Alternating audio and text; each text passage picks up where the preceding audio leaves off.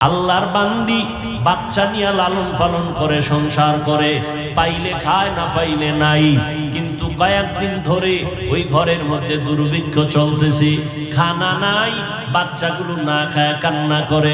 আম্মা জান পাগলের মতো চোখের পানি ছেড়ে কান্না করেন, ও আল্লাহ আমি নিজে না খাইয়া থাকতে পারি, তবে সন্তানের ক্ষুধা সহ্য করা যায় না, নিজে কান্না করি দুঃখ নাই, কলিজার সন্তানদের চোখের পানি সহ্য করা যায় না, কোথায় যাব কি করব হে মালিক একটা রাস্তা খুলে দাও। হঠাৎ অন্তরের মধ্যে চলে আসলো, নিরুপায় আমি, সন্তানের কান্না কত আর সহ্য করা যায়। ওই বান্দি দৌড়াইয়া ওই গুনাহগার নাম করা টাকাওয়ালার দরবারে চলে গেল। সন্ধ্যাবেলা গিয়া সেখানে হাজির, রহমতের নবী ঘটনার বয়ান করেন আর চোখের পানি ছেড়ে কান্না করেন। ওই মহিলা নামাজি, সতী সাধ্বী আল্লাহর বান্দি, চরিত্র এত সুন্দর, সন্তানের ক্ষুধার তৃষ্ণা মিটানোর জন্য গুনাহগার ব্যক্তির সামনে গেল, গিয়া কয় ভাই আমি অমুক এলাকায় থাকি, আমারে কিছু টাকা দিবেননি, আমার সন্তানগুলো উপবাস, খানা খায় না, চোখের পানি ছেড়ে ক্ষুধার তৃষ্ণায় কান্না করে, চুলায় আগুন জ্বলে না। ওই গুনাহগার জাহান্নামী বান্দা বলে তোমাকে টাকা দিব, তবে আমার শর্ত আজকের রাতের জন্য তুমি আমার হয়ে যেতে হবে, তোমার দেহটা আমার জন্য তুমি অক্ষ করে দিতে হবে। মহিলা আল্লাহর বান্দি কিছুক্ষণ চুপ থাকার পরে চিন্তায় পড়ে গেল, আমার সন্তানের খানার জন্য আমি কি আমার দেহটা, আমার সতীত্ব বিনষ্ট করব, চরিত্রের মধ্যে কলঙ্কের দাগ লাগাবো, জানি না কি করব। বেকারার হইয়া আল্লাহর বান্দি বলে ঠিক আছে, আজকের রাতের জন্য আমার দেহটা তোমাকে অক্ষ করে দিলাম, টাকা দাও, আমার বাচ্চাদের কান্না সহ্য করতে পারি না। আল্লাহর বান্দি যখন এই কথা একমত, জাহান্নামী ওই গুনাহগার সুযোগ পেয়ে বলে ঠিক আছে, টাকা তোমার জন্য রেখে দিলাম, চলো আমার খাস কামরায় চলো। খাস কামরায় নেওয়ার পরে ওই বান্দা এবার ওই মহিলাকে বসায় বলে তুমি এবার আমার কাছে আসো। আল্লাহর বান্দায় কথা বলা মাত্র দেখে মহিলার শরীরের মধ্যে কম্পন শুরু হয়ে গেছে, এত কাঁপতেছে আর মহিলার চোখের পানিগুলো গাল বেয়ে পড়তেছে। ওই জাহান্নামী বান্দা ডাক দিয়া বলে তোমার গায়ে টাচ করি নাই, গালিও দেই নাই, জোর করি নাই, ধমকও দেই নাই, তুমি ইচ্ছা করে আসছো, তুমি নিজেই আমাকে তোমার শরীর লক্ষ্য করার ওয়াদা করেছো, এখন আবার তুমি কেন চোখের পানি ছেড়ে কান্না করো?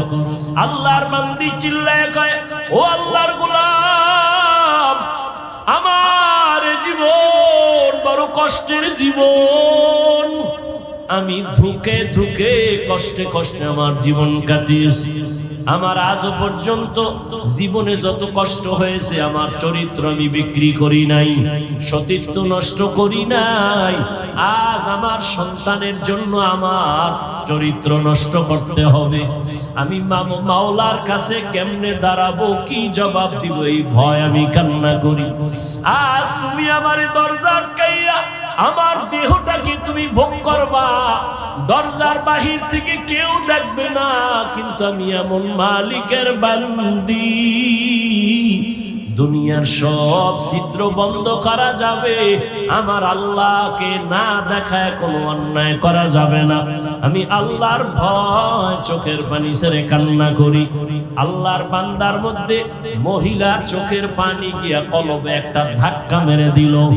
ওই গুনাহগার জাহান্নামী চিহ্নিত গুনাহগার জেনাকার ডাক দিয়া কয়, তুমি এখনো চরিত্র বিক্রি করো নাই, মাত্র করার জন্য রুমে আসছো, মাত্র তাও একজন জীবনে, আর সেই অবস্থায় তুমি কাঁপতেছো, কাঁদতেছো, আর আমার জীবনে শত শত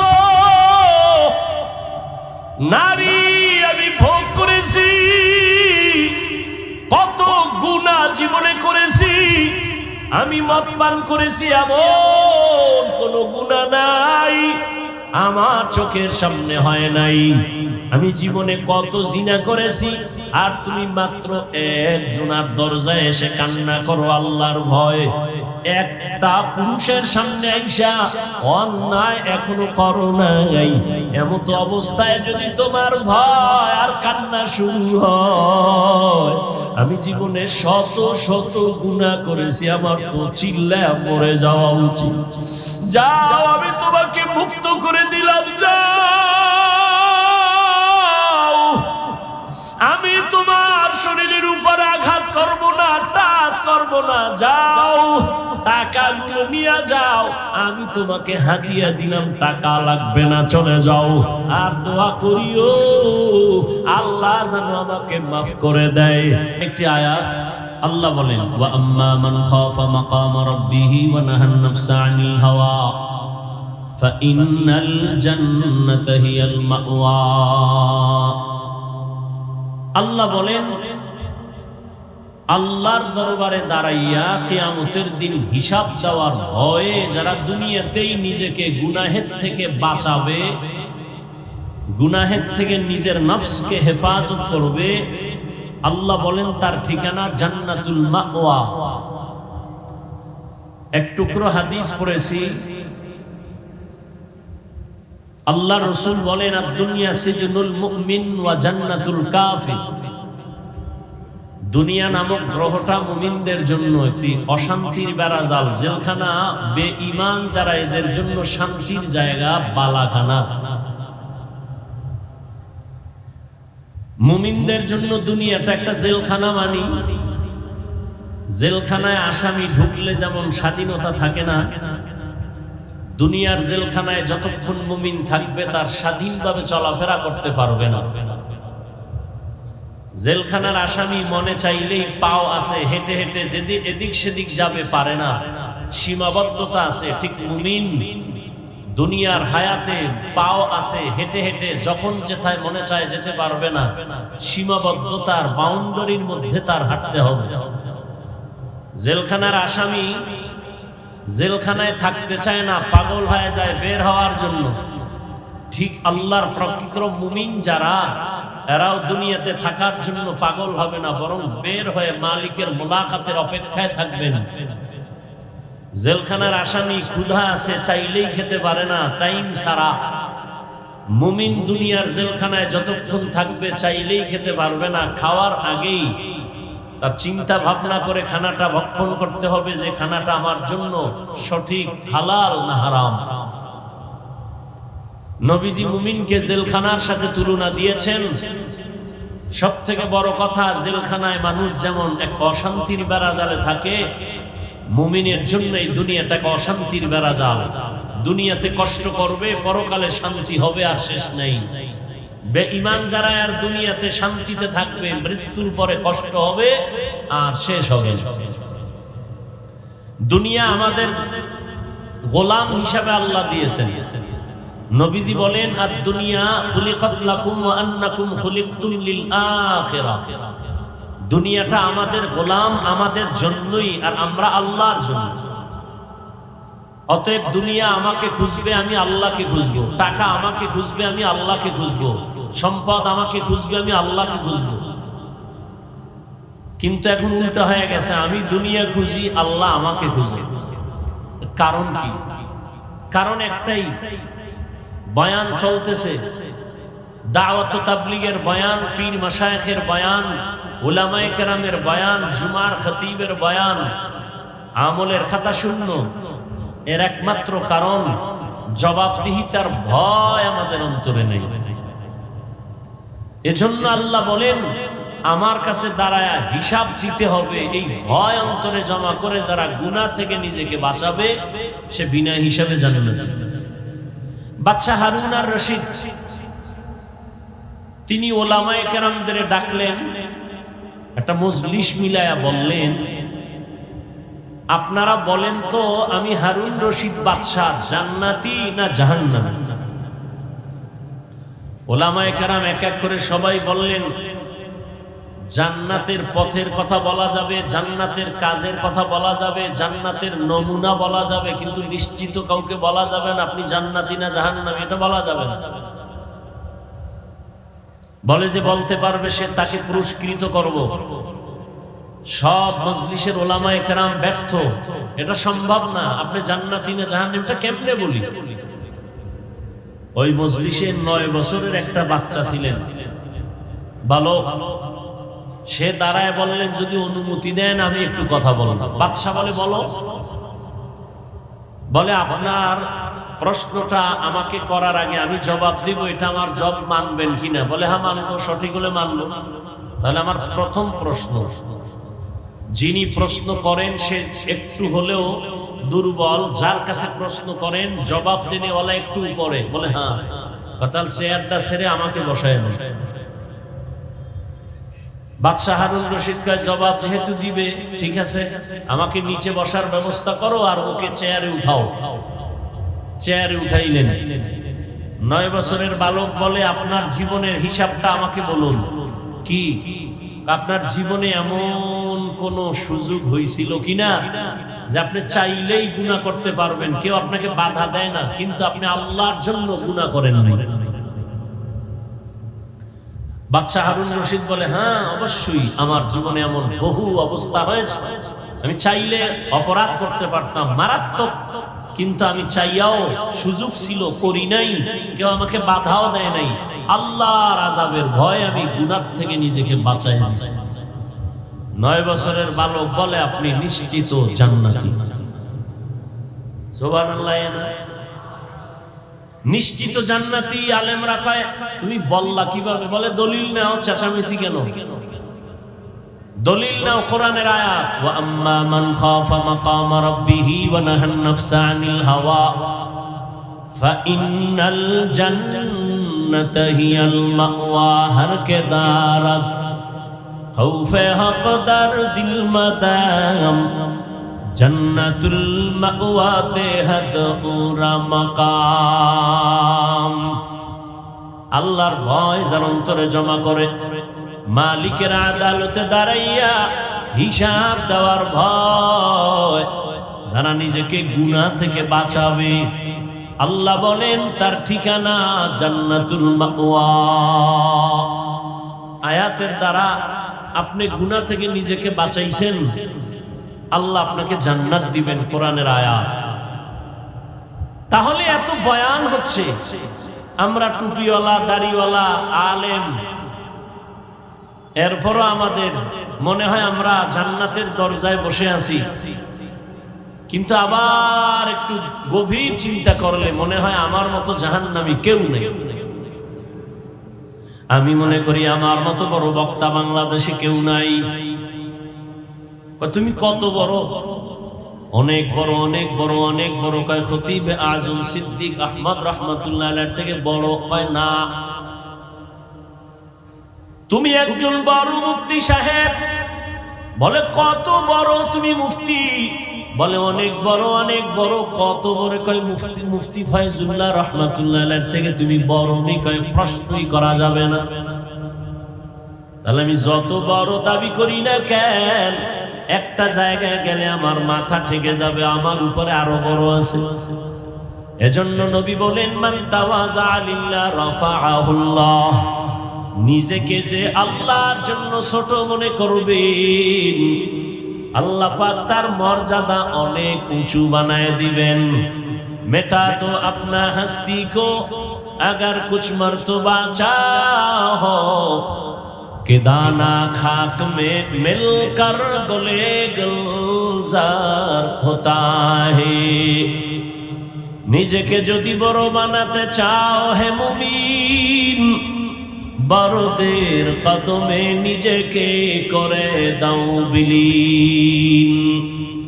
দুনিয়ার লাইনে কেউ বড় হতে চাইলে বড়দের সংস্রব ছাড়া, সোহবত ছাড়া বড় হতে পারে না। একজন বড় ইঞ্জিনিয়ার যদি হতে চায়, লেখাপড়া সার্টিফিকেট যথেষ্ট না, একজন অভিজ্ঞ ইঞ্জিনিয়ারের পেছনে সময় দিয়া বড় হতে হয়। বড় একজন ডাক্তার যদি হতে চায়, লেখাপড়া সার্টিফিকেট যথেষ্ট না, একজন অভিজ্ঞ ডাক্তারের শরণাপন্ন হয়ে ট্রেনিং দিতে হয়, প্র্যাকটিক্যাল। দুনিয়ার লাইনে যদি বড় হতে হলে দুনিয়ার বড়দের পেছনে সময় দিতে হয়। আখিরাতের লাইনে বড় হতে হলে বড়দের পেছনে কেন সময় দিতে হবে না? অবশ্যই হবে। দুনিয়াতে যারা বড় হয়েছেন বড়দের সোহবত ছাড়া বড় হতে পারে নাই। আল্লাহর ভয় আমার অন্তরে নাই কেন? বয়ান তো আমরা কম জানি না, কিন্তু মানার হালাত দুর্বল কেন? জিকির করি অন্তর কাঁপে না, মোনাজাত করি চোখের মধ্যে পানি আসে না, নামাজে দাঁড়াই মালিকের দরবারে দাঁড়াইছি সেই খেয়ালটা পর্যন্ত অন্তরে কেন আসে না? এর একমাত্র কারণ আল্লাহর আদালতে দাঁড়ায় হিসাব দেওয়ার ভয় আমার অন্তরে নাই। আর আল্লাহর জাতের সিফাতুর কসম, ততদিন পর্যন্ত আল্লাহর ভয় অন্তরে জমা হবে না যতদিন পর্যন্ত আল্লাহর প্রিয় বান্দাদের সোহবত আর নেক নজর লাগবে না। আল্লাহ ওয়ালাদের নেক নজর বড় দামি এক সম্পদ। নজর লাগছে তো আল্লাহ পাক দরজা খুলে দিবেন। রহমতের নবীর হাতে হযরত আলী 11 বছরে হাতটা লাগায় দিলেন। নবী কলিজা ভরে দোয়া করলেন, আনা দারুল হিকমা ওয়া আলিউন বাবুহা, আমি মুহাম্মদ ইলম ও হিকমতের ঘর, আর এই ইলমের দরওয়াজা হলো আমার আলী। এতদিন ছিল চাচাতো ভাই, এখন আলী নবীর সাহাবী, কিছুদিন পরে হবেন হযরত আলী নবীর জামাতা। সোহবত আজকে গুনাহ গুনাহ গুনাহ গুনাহ। বয়ান তো সব জানি, মিথ্যা কথা বলা হারাম তারপরও বলি, গালি দেওয়া হারাম তারপরও দেই, ধোঁকা দেওয়া হারাম দেই, অহংকার হারাম করি, অন্যকে হিংসা করা হারাম করি, নিজেকে বড় মনে করা হারাম করি, গান শোনা হারাম শুনি, বেগানার দিকে নজর দেওয়া হারাম দেই, গীবত করা হারাম জানি করি। কেন? আল্লাহর আদালতে দাঁড়ায় যে আমার হিসাব দিতে হবে, জবাবদিহিতার ভয় আমার অন্তরে নাই। ততদিন পর্যন্ত এই অবস্থা অন্তরে আসবে না যতদিন পর্যন্ত আল্লাহ পাকের প্রিয় বান্দা যাদের অন্তরে ভয় আছে এদের সংস্রব নেক নজর না লাগে। হাদিসে পাকে একটি ঘটনা আমি খুব 5-10 মিনিটে শেষ করে দেব ইনশাআল্লাহ। হাদিস শরীফে রাসূল একটি ঘটনা বর্ণনা করেন। বনি ইসরাইলের একজন আল্লাহর গোলাম জীবনভর গুনাহ করে করে করে করে জীবনটা নষ্ট করে ফেলেছে, এমন কোন গুনাহ নাই করে নাই। জীবনে পরিচিত লাভ করলো গুনাহগার, জেনাকার, মদের বোতল নিয়ে থাকে, ভাষা এত খারাপ, কিন্তু অপরাধ করে করে সন্ত্রাসী স্টাইলে টাকার পাহাড় গড়ে ফেললো। আল্লাহর কুদরতের পরীক্ষা, ওই এলাকার পার্শ্ববর্তী একটা জায়গায় এক আল্লাহর বান্দি বাচ্চা নিয়ে বসবাস করে। ওই ঘরের মহিলা আল্লাহর পেয়ারা বান্দি, নামাজ পড়ে আল্লাহর মোহাব্বত নিয়ে চলে, সন্তান লালন পালন করে। কিন্তু এমন এক হালাত, আল্লাহর প্রিয় বান্দাদের উপরেই তো বারবার আল্লাহ পরীক্ষা দিবেন, পরীক্ষা আসবে। قال النبي صلى الله عليه وآله وسلم من يريد الله به خيرا يصيب منه। পয়গম্বর বলেন, আল্লাহ যাকে বেশি আদর করেন, মোহাব্বত করেন, তাকে মুসিবতের দ্বারা পরীক্ষা নিবেন। আর আল্লাহ বলেন, আমি দুনিয়ায় মানুষ পাঠাইছি একটা পরীক্ষা নেওয়ার জন্য, কোন বেঈমানের জন্য পরীক্ষা নাই। যারা কালেমার রশি গলায় লাগাবে তাদের জন্য পরীক্ষা। ওয়ালানাবলুওয়ান্নাকুম বিশাইইম মিনাল খাউফি ওয়াল জুই ওয়া নাকসিম মিনাল আমওয়ালি ওয়াল আনফুসি ওয়াস সামারাত ওয়া বাশশিরিস সাবিরিন। আল্লাহ তাআলা বলেন মুমিনকে আল্লাহ অবশ্যই পরীক্ষা করবেন ভয়ের মাধ্যমে, ক্ষুধার মাধ্যমে, ওয়ানাকসিম মিনাল আমওয়াল সম্পদের ঘাটতির দ্বারা, সম্পদের ঘাটতির মাধ্যমে, ওয়াসসামারাত এবং ফসলের দ্বারা, আল্লাহ জীবনের ঘাটতির দ্বারা পরীক্ষা নেবেন। সুসংবাদ তাদের জন্য যারা সাবিরিনদের অন্তর্ভুক্ত। দুনিয়াটা পরীক্ষার হাল। যারা আল্লাহর মুহাব্বত নিয়ে বেশি আগাবে তাদের উপরে বেশি বিপদ চেপে আসবে। তবে আল্লাহ পাক সান্ত্বনার বাণী দিয়া বলেন আম্মা ইউজিবুল মুযতাররা ইযা দাআ। ও মুমিন, মুসিবত আসবে কোনো চিন্তা নাই, তবে যদি তুমি মুসিবতে পড়ে আল্লাহকে ডাক দাও, আল্লাহ পাক কুদরতি জিম্মায় তোমার মুসিবত তোমাকে স্পর্শ করার আগে দূর করে দিবেন, হেফাজত করবেন। মুসিবত আসাটা মুমিনদের জন্য একটা বড় নেয়ামত। আল্লাহ পাক কুদরতি পরীক্ষায় মুমিনদের মুসিবত দেন। আল্লাহর বান্দি বাচ্চা নিয়ে লালন পালন করে, সংসার করে, পাইলে খায় না পাইলে নাই, কিন্তু কয়েকদিন ধরে ওই ঘরের মধ্যে দুর্ভিক্ষ চলতেছে, খানা নাই, বাচ্চাগুলো না খায় কান্না করে।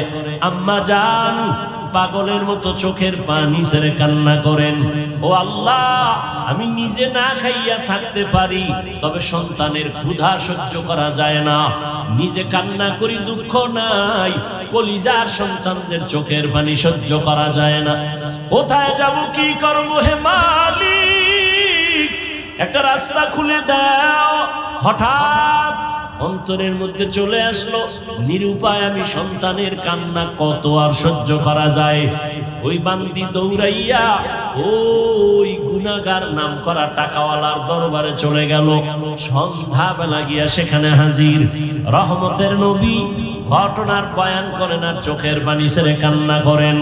ওই মহিলা নামাজি, সতী সাধ্বী আল্লাহর বান্দি, চরিত্র এত সুন্দর, সন্তানের ক্ষুধার তৃষ্ণা মিটানোর জন্য গুনাহগার ব্যক্তির সামনে গেল, গিয়া কয় ভাই আমি অমুক এলাকায় থাকি, আমারে কিছু টাকা দিবেননি, আমার সন্তানগুলো উপবাস, খানা খায় না, চোখের পানি ছেড়ে ক্ষুধার তৃষ্ণায় কান্না করে, চুলায় আগুন জ্বলে না। ওই গুনাহগার জাহান্নামী বান্দা বলে তোমাকে টাকা দিব, তবে আমার শর্ত আজকের রাতের জন্য তুমি আমার হয়ে যেতে হবে, তোমার দেহটা আমার জন্য তুমি অক্ষ করে দিতে হবে।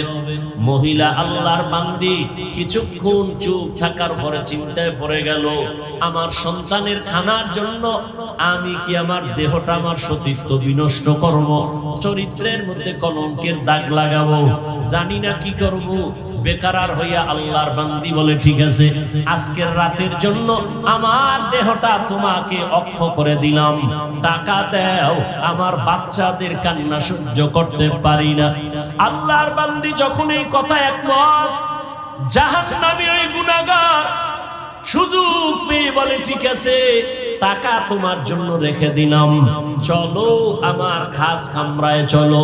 খাস কামরায় নেওয়ার পরে ওই বান্দা এবার ওই মহিলাকে বসায় বলে তুমি এবার আমার কাছে আসো। আল্লাহর বান্দায় কথা বলা মাত্র দেখে মহিলার শরীরের মধ্যে কম্পন শুরু হয়ে গেছে, এত কাঁপতেছে আর মহিলার চোখের পানিগুলো গাল বেয়ে পড়তেছে।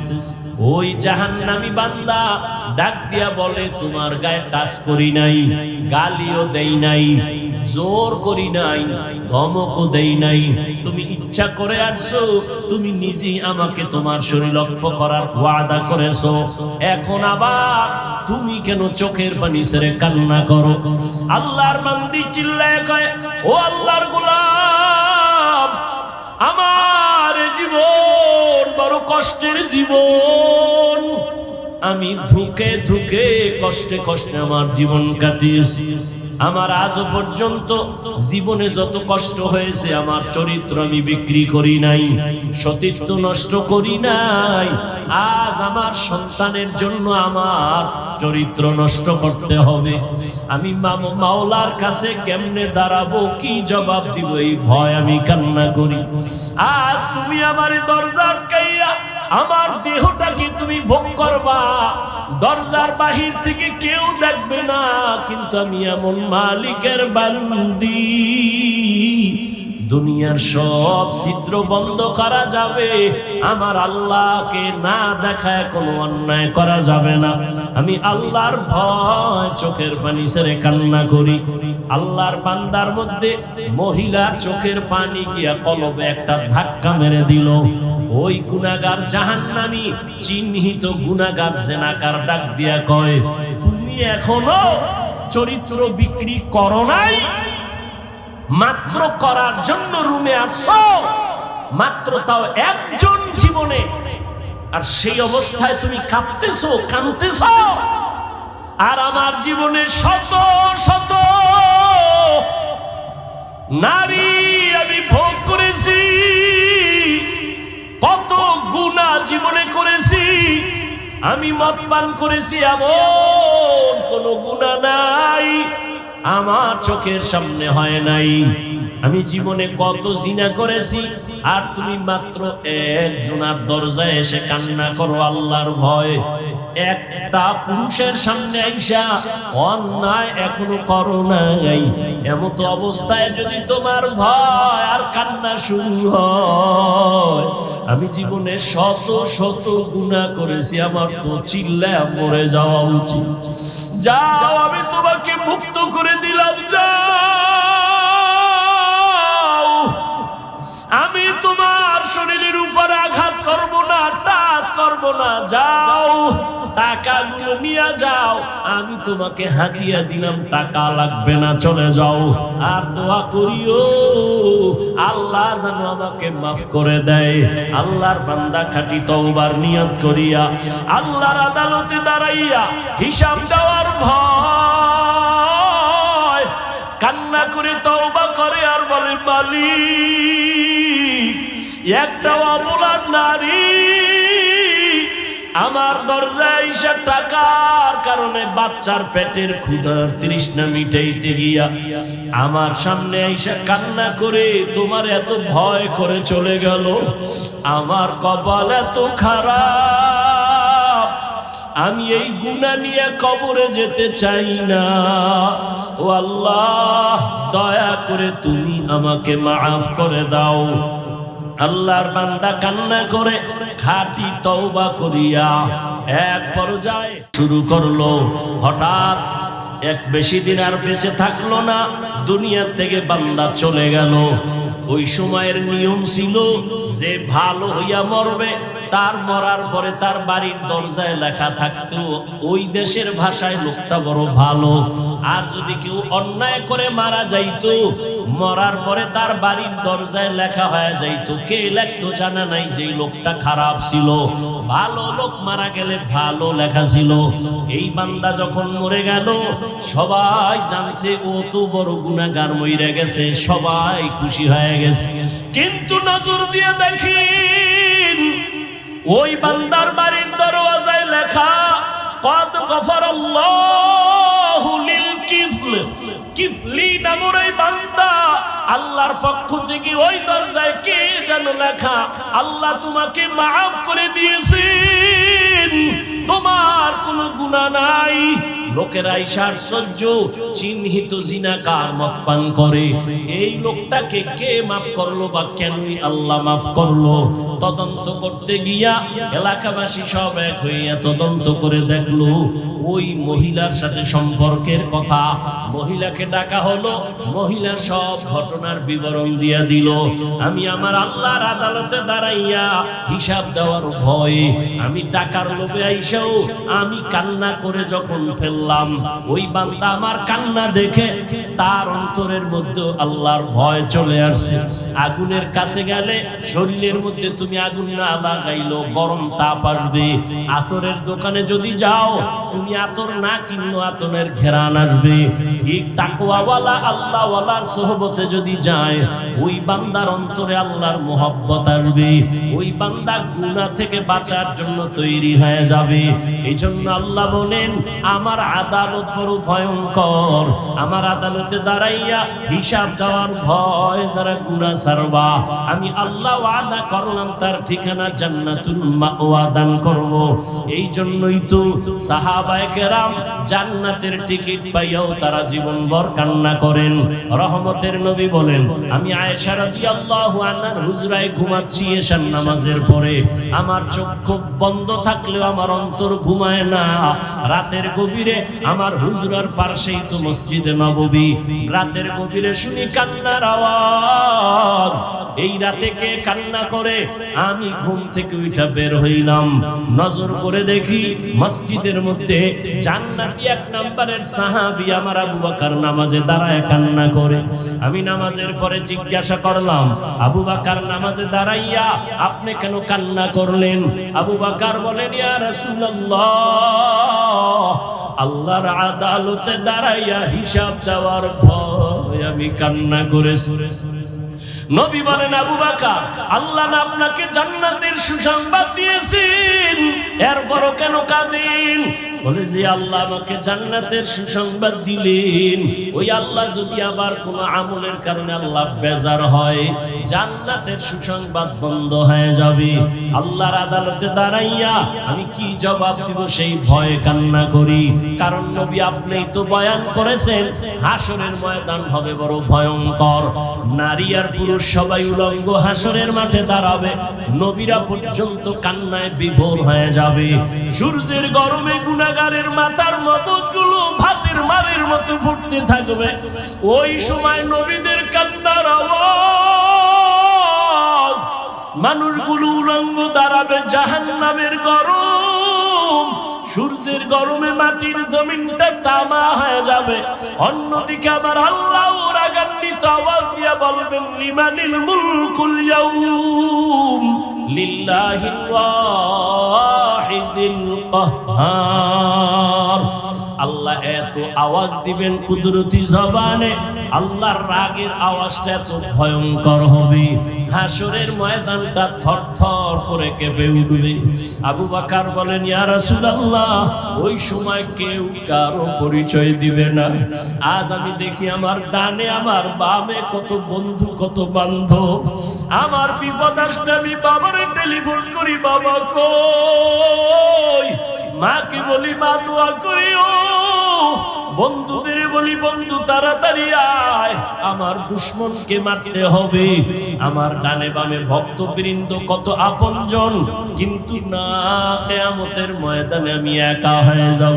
যেই মা আমার জন্য এত পাগল, ওই মা পর্যন্ত কিয়ামতে পরিচয় দিবে না। ইয়াউমা ইয়াফিরুল মারউ মিন আখি ওয়া উম্মিহি ওয়া আবি ওয়া সাহিবাতিহি ওয়া বানি। ও আল্লাহর বান্দারা, ও তালিবুল ইলম ভাইরা, আল্লাহর মোহাব্বত নিয়ে কথা বলছি, আমি আমাকে বলতেছি, আপনাদের বলার কোনো বয়ান আমার নাই, ভাষাও নাই, তবে আমি কথা বলি আমার জন্য, আর আপনাদের দোয়া ছাড়া আমার কোনো পথ নাই। এরে আল্লাহর গোলাম, একটু চিন্তা করেন, আবু বকরের মতো ব্যক্তি যদি জাহান্নামের আযাবের ভয়, আল্লাহর আদালতে দাঁড়াইয়া হিসাব দেওয়ার ভয় যদি কান্না করেন, তাদের কত সুন্দর নামাজ, তাদের তিলাওয়াত কত সুন্দর, তাদের ইখলাস কত সুন্দর, তাকওয়া কত সুন্দর, তাদের আমানত কত সুন্দর, ওয়াদা কত সুন্দর, সন্তানের হক আদায় করে কত সুন্দর, তাদের পরিবারের হক আদায় করতে তারা কত সুন্দর। এরপর জান্নাতের টিকিট আল্লাহ রাজি হইয়া তাদেরকে দিলেন, তারা চাইয়া আনেন নাই, আল্লাহ দয়া করে দিলেন। এরপরেও যদি তারা মরণ পর্যন্ত কান্না করেন, আরে তাহলে চিন্তা করা দরকার, আমি তো মানুষ হইতে পারি নাই, আমার তো নামাজ নাই, নামাজের মতো নামাজ পড়তে পারি না, যেইভাবে জিকির করলে আমার মালিক খুশি, ওইভাবে আমি আমার মালিকের ডাকতে পারি নাই। যেইভাবে তেলাওয়াত করলে আমার আল্লাহ খুশি হবেন ওইভাবে হক আদায় করে তেলাওয়াত করতে পারি নাই। ওরে আল্লাহর হক তো আদায় করতে পারলামই না, অন্যদিকে বান্দার হক নষ্ট করে ফেলতেছি। মা বাবার হকের বিপরীতে মা বাবার সাথে বেয়াদবি। ওরে আমার মা বাবায় দোয়া করে আইছে আর বসাই নাই, মা বাবায় চোখের পানি ছাড়ছেন, আমার জন্য দোয়া করেছেন, কিন্তু জিরি মাদ্রাসার চেয়ারে বসিয়া বয়ান করানোটা আমার মা আমাকে শিখান নাই, আমার আব্বা আমাকে বয়ান শিখান নাই, আমার হাতে ধইরা ধইরা বয়ান শিখাইছেন আমার উস্তাদ। দিন নাই রাত্র নাই কত কষ্ট করে করে আমাকে লেখাপড়া শিখাইছেন। ওই উস্তাদের তো জীবনে কিছুই দিতে পারি নাই রে যুবক। ওই উস্তাদ আমার জন্য মানুষ বানানোর কত মেহনত করেছেন, আমাকে লেখাপড়া শিখাইলেন টাকার বিনিময়ে না, মোহব্বত দিয়া আমাকে আদওয়ালা বানায় দিলেন। তাহলে আমার মা বাবার হক আদায় আমি ব্যর্থ, আমার রুহানি বাবা আমার উস্তাদদের সামনে আমি হক আদায় করতে গিয়া ব্যর্থ। এরপরে আমার জন্য আছে ওলামায়ে কেরাম মুরব্বিদের দোয়া, অথচ সেখানেও আমি ব্যর্থ। আরে মা আল্লাহর হক যদি ত্রুটি হইয়াও যায় আল্লাহ নিজ কুদরতি দয়ায় মাফ করবেন, কিন্তু মা বাবার হক যদি নষ্ট করি আল্লাহ মাফ দিবেন না, কারণ বান্দার হক। মা বাবায় যদি ক্ষমা না দেয় আল্লাহ দিবেন না। ওস্তাদের হক যদি নষ্ট করি আমার আল্লাহ ক্ষমা দিবেন না, যতক্ষণ আমার উস্তাদ আমারে ক্ষমা না দিবেন। আমার উলামায়ে কেরাম মুরব্বিদের যদি হক আদায় করতে না পারি আল্লাহ ক্ষমা দিবেন না, যতক্ষণ তারা আমাকে ক্ষমা না দিবেন। ও আল্লাহর বান্দারা, চিন্তা করা দরকার। আল্লাহ এজন্যই তো মানুষকে চিন্তা ফিকির করার মতো মেধা দিবেন, পশুকে দেন নাই। এজন্য আল্লাহ বারবার বলেন আফালা তাতাফাক্কারুন আফালা তাকিলুন আফালা তুবসিরুন। ও মানুষ একটু চিন্তা করো, আমি আল্লাহ তোমারে কত আদর করে বানাইছি। ও বান্দা, সাহাবায়ে কেরামের চিন্তা যদি করি তাদের তুলনায় তো আমার সারা দিন রাত্র গলায় রশি লাগায়া চিল্লায়া কান্না দরকার, কারণ আমি তো মানুষ হইতে পারি নাই। মানুষ আমাকে মাওলানা বইলা ডাক দেয়, মানুষ আমাকে সম্মানের চেয়ার আগায় দেয়, কিন্তু আমার জীবনের গুনার খবর যদি সবাই জানতো আমাকে চেয়ারে কেউ বসতে দিত না। আল্লাহ যে আমাকে এত সম্মান দিলেন, আমার গুনার খবর আমার মা বাবায় জানলে কেউ কাছে ডাকতেন না, আমার আপনজনেরা সবাই ঘৃণা করত। আল্লাহ কয় বান্দা দেখ আমি তোর কেমন দয়ার মালিক, তুই যত গুনাহ করেছো তোর মা জানে না, ভাই জানে না, বাবা জানে না, কেউ জানে না, কিন্তু আমি আল্লাহ তো জানি তুই কোন দিন কার বিরুদ্ধে কি কল্পনা করো, জবান দিয়া কার সাথে কি খারাপ কথা বলো, চরিত্র কিভাবে নষ্ট করো, কেউ দেখে না, আমি আল্লাহ দেখি আর জানি। আমি আল্লাহ সব জানিয়াও রাগ করিয়া তোর জন্য খানা বন্ধ করি নাই, সম্মান নষ্ট করি নাই, চেয়ারের থেকে ফালায়া দেই নাই, বরং আমি আল্লাহ দয়ার দরওয়াজা দিয়া ডাকি বান্দা আয়, ওরে তওবার দরওয়াজায় ফিরিয়া আয়। যদি তওবা করিয়া বলতে পারো হে মালিক, 2 রাকাত নামাজ যদি ভোর রাত্রে পড়ো, নামাজের মধ্যে দাঁড়াইয়া তওবার নিয়তে 2 রাকাত নামাজ পড়ো। ওলামায়ে কেরাম নামাজ শিখাইছেন এইভাবে, নবীজি বলছেন নামাজ 2 রাকাত, আলহামদুলিল্লাহ পরে সূরা মিলাও, সব ঠিক আছে, তবে সেজদায় গিয়ে একটু বাড়তি শব্দ বলবা। 4টা সেজদা হবে 2 রাকাত নামাজে, প্রত্যেকটা সেজদায় গিয়া মোহাব্বতের সাথে সেজদার তাসবিহ পড়ার পরে 4 বার বা 3 বার এই শব্দটা বলবা, ইয়া রাব্বি গফিরলি, ইয়া রাব্বি গফিরলি, ইয়া রাব্বি গফিরলি। আবার সেজদায় গিয়া তাসবিহ শেষ করে আবার কান্না নিয়া বলো ইয়া রাব্বি গফিরলি। ওই গভীর রাতে আমার মা ঘুমায়, বাবা ঘুমায়, আসমান জমিন নীরব, কেউ নাই। ও মালিক, আমি তোমার কাছে হাজির হয়ে গেছি, তুমি ছাড়া আমার সম্মান দেওয়ার কেউ নাই, তুমি ছাড়া আমার ইলম দেওয়ার কেউ নাই। আমি একটু আগে মেহেরিয়া মাদ্রাসায় বলে আসছি, ও আমার ছাত্র ভাই, ওরে ইলম শিখতেছো তুমি, আমি তালিবুল ইলম। তালিবুল ইলমের মর্যাদা কত, কিন্তু তালিবুল ইলম হইতে পারছি নাকি তালিবের দুনিয়া হয়ে গেছি। আরে ইলম দিয়ে যদি আমার ইলমে আমাকে নরম বানাইতে না পারে, আমার ইলম যদি আমাকে তাওয়াজুওয়ালা বানাইতে না পারে, আমার ইলম যদি আমাকে কিবির মুক্ত করতে না পারে, ভালো করে লিখো, এই ইলমটা ইলমে নাফি না, এই ইলম শয়তানি ইলম, এই ইলম ইবলিসি ইলম। আর মদিনার ইলম কেমন জানোনি? রহমতের নবী বলেন, আল্লাহুম্মা ইন্নী আসআলুকা ইলমান নাফিআ। ও আল্লাহ, এমন ইলম দাও যেই ইলম আমার উপকারে আসবে, উম্মতের উপকারে আসবে। আমার ইলম দিয়ে যদি আমি নিজেরে কন্ট্রোল করতে না পারি, আমার ইলম দিয়ে যদি আমার জবানকে হেফাজত করতে না পারি, আল্লাহর কসম এই ইলমটা ইলমে নাফি না, এটা ইবলিসি ইলম।